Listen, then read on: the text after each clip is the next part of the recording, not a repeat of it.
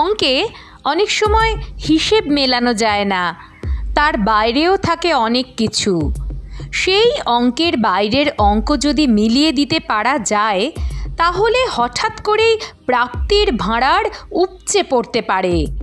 রেখা পাত্রর জীবনে কি তেমন কিছু দেখা যেতে পারে? বুধবার দুপুর থেকে অনেকেই এই প্রশ্নের উত্তর খুঁজতে শুরু করে দিয়েছেন। সন্দেশখালী বসিরহাট থেকে রেখা পাত্র নামক আবেগের সীমানা ছাড়িয়েছে অনেক দূর। দিল্লি পর্যন্ত পরিচিত তিনি। নরেন্দ্র মোদী পর্যন্ত তাকে ডাকেন বোন বলে। আন্দোলন থেকে উত্থান যে অগ্নিকন্যার, তাঁর গ্রহণযোগ্যতা পদ্ম শিবিরে যেমন রয়েছে, সাধারণ মানুষের মনের গভীরেও ঢুকে পড়েছেন। সেই রেখার সংক্ষিপ্ত রাজনৈতিক জীবন কি মোড় নিতে চলেছে অন্যদিকে? সম্ভাবনা যে দেখা দিয়েছে তাও অস্বীকার করা যাচ্ছে না। ব্যাপারটা কি? সন্দেশখালী আন্দোলন থেকে উল্কা গতিতে উঠে এসেছিলেন রেখা। তাঁর প্রতিবাদী চরিত্র, ভরসার মুখ হয়ে ওঠা নজর কেড়েছিল অনেকের। বিজেপি সেই সুযোগ হাতছাড়া করেনি। তাকেই লোকসভা ভোটে বসিরহাটের প্রার্থী করে দিয়েছিল, কিন্তু জয় মেলেনি তাঁর। হেরে গিয়েছিলেন তৃণমূলের অভিজ্ঞ নেতা হাজী নুরুল ইসলামের কাছে। উত্তপ্ত সন্দেশখালী কিন্তু রেখাকেই তাদের মণিকোঠায় জায়গা দিয়েছিল।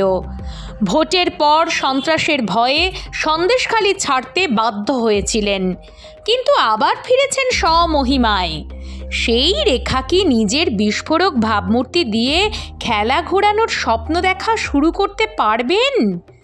ঘটনা হলো, যার কাছে লোকসভা ভোটে হেরেছিলেন রেখা, সেই হাজী নুরুল ইসলাম প্রয়াত হয়েছেন।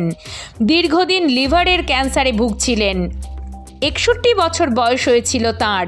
নুরুলের অকস্মাৎ প্রয়াণের ফলে তৃণমূল অভিভাবক হারালো বসিরহাটে। ফলে ওই জায়গায় আবার নির্বাচন হবে, আর তাতে রেখা অ্যাডভান্টেজ পাবেন বলেই মনে করছেন অনেকে। লোকসভা ভোটে হারের পর রাজ্য বিজেপি নেতৃত্ব বিধানসভা ভোটে সন্দেশখালী থেকে রেখাকেই প্রার্থী ভেবে রেখেছে। তার কারণ হলো, বসিরহাটের ফল প্রকাশের পর কারণ খুঁজতে নেমে বিজেপি দেখেছিল কেন্দ্রে সব মিলিয়ে হারলেও সন্দেশখালীতে নুরুলের থেকে কয়েক হাজার ভোটে এগিয়েছিলেন রেখা। বিধানসভা ভোট 2 বছর পর, তার আগেই রেখা আবার পরীক্ষায় বসার সুযোগ পেয়ে যাচ্ছেন।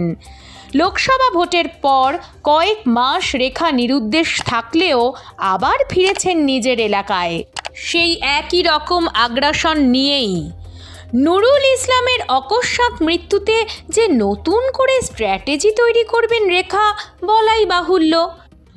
তার থেকেও বড় কথা, আরজিকর আন্দোলনের আগুন সন্দেশখালীতে ছড়িয়ে দিতে রাত দখল থেকে শুরু করে ধারাবাহিক মিছিল করে গিয়েছেন। এই রেখা এবার অন্তত সুযোগ নষ্ট করবেন না।